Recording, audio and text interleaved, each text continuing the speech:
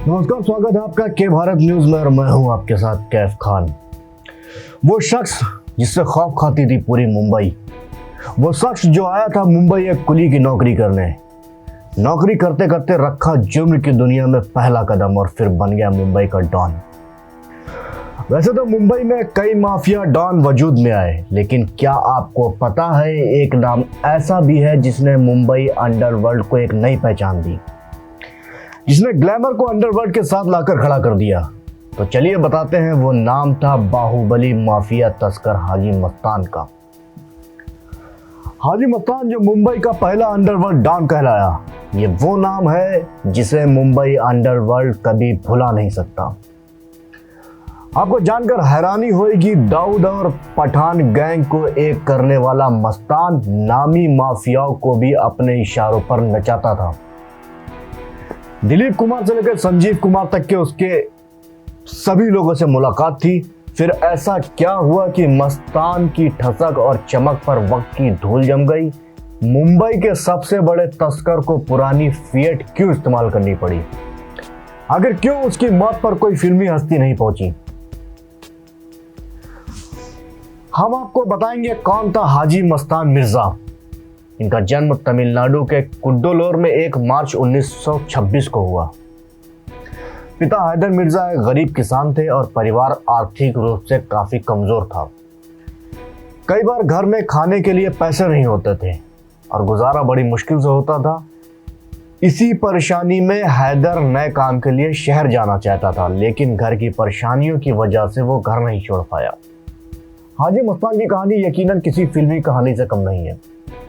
बचपन बेहद गरीबी से गुजारने वाला मस्तान जब अमीरी की सीढ़ियां चढ़ा तो ऐसी ऊंचाइयों पर पहुंचा जहां तक पहुंचने के लिए किस्मत की देवी का बेटा बनना पड़ता है। और शायद हाजी मस्तान के लिए यह बात सही थी। किसने सोचा था साइकिल की मरम्मत की दुकान चलाने वाला मस्तान जो दुकान पर खाली बैठा रहता है, जो 8 साल का मस्तान सड़क से आने वाले जाने वाली गाड़ियों की शानदार गाड़ियां, आलीशान इमारतों को देखता रहता था, जिन गाड़ियों और बंगलों को अपना बनाने का सपना संजोए करता था। एक दिन वही मस्तान लग्जरी गाड़ियों से घूमेगा और फिर मुंबई इसके इर्द गिर्द घूमेगी। लेकिन मुंबई पहुंचने के बाद एक कुली की नौकरी करने वाला मस्तान जुर्म की दुनिया में पहला कदम कुछ इस तरह से रखता है कि आपको बता दे, 40 के दशक में विदेश से जो लोग इलेक्ट्रॉनिक सामान, महंगी गाड़ियां या सोना चांदी और गहने लेकर आते थे, तो उन लोगों को उस सामान पर टैक्स की शक्ल में बड़ी रकम अदा करनी पड़ती थी। बस यही मौका था। मस्तान ने सोचा डॉक पर तस्करी करना एक फायदे का सौदा है। यह बात मस्तान की समझ में आ चुकी थी। उसने इस मौके को हाथ से जाने नहीं दिया और चुपचाप तरीके से वो तस्करों की मदद करने लगा। तस्कर विदेशों से सोने के बिस्किट और कई सामान लाकर मस्तान को देते थे और वो उसे अपने कपड़ों और थैले में छिपाकर डॉक से बाहर ले जाता था। कुली होने के नाते कोई उस पर शक भी नहीं करता था। इस काम के एवज में मस्तान को अच्छा पैसा मिलने लगा और हाजी मस्तान कुली से मुंबई का डॉन बन गया।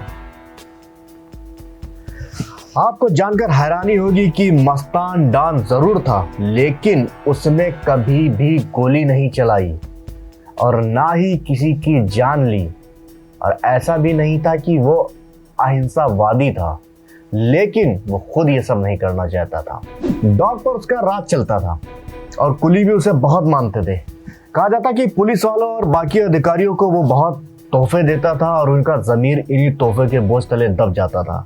एक वक्त था जब राजन, करीम लाला, पठान गैंग और दाऊद इब्राहिम जैसे लोग उसकी सरपरस्ती करते थे। मुंबई अंडरवर्ल्ड के राजा कहे जाने वाले हाजी मस्तान मिर्जा का बॉलीवुड से बेहद लगाव था। मुंबई के पुराने लोग बताते हैं कि हाजी मस्तान बॉलीवुड अभिनेत्री मधुबाला का दीवाना था। वो उससे शादी करना चाहता था, मगर हालात के चलते ऐसा नहीं हो सका। फिर मधुबाला जैसी दिखने वाली फिल्म अभिनेत्री सोना मस्तान उसको भाग गई और उसी के साथ मस्तान ने शादी कर ली। मस्तान ने सोना के लिए कई फिल्मों में पैसा लगाया, लेकिन उनकी फिल्में नहीं चल सकी बताते हैं कि दिलीप कुमार, अमिताभ बच्चन, राज कपूर, धर्मेंद्र, फिरोज खान और संजीव कुमार जैसे बॉलीवुड सितारों से हाजी मस्तान की दोस्ती थी। कई बड़ी बॉलीवुड हस्तियां अक्सर उनके बंगले पर दिखाई देती थीं। एक वक्त था जब मस्तान का रुआब अपने चरम पर था और पूरे महाराष्ट्र में उसका जलवा था। कहा यह भी जाता है कि इंदिरा गांधी तक उसकी धमक की गूंज थी। जब आपातकाल लगा तो इंदिरा के आदेश पर कई लोगों को गिरफ्तार किया गया। मस्तान भी उन्हीं में से एक था। जेल में उसकी मुलाकात जेपी से हुई। इसी मुलाकात ने मस्तान की जिंदगी बदल दी। उसने राजनीति में आने का मन बना लिया और एक पार्टी बनाकर मैदान में उतर आया। उस दौर में उसके नाम की तूती मुंबई ही नहीं बल्कि पूरे महाराष्ट्र में बोलती थी। हाजी मस्तान जिंदगी भर मुंबई में लोगों की मदद भी करता रहा। उसने अपना आखिरी वक्त अपने परिवार के साथ बिताया, जिसमें उसकी पत्नी और उसका गोद लिया बेटा शामिल था। और 1994 में हाजी मस्तान की हार्ट अटैक से मौत हो गई। लेकिन आज भी मुंबई वालों की जबान पे उसके किस्से सुनने को मिल जाते हैं। फिलहाल के लिए बस इतना ही। देश और दुनिया की तमाम खबरों से जुड़े रहने के लिए देखते रहें के भारत। नमस्कार।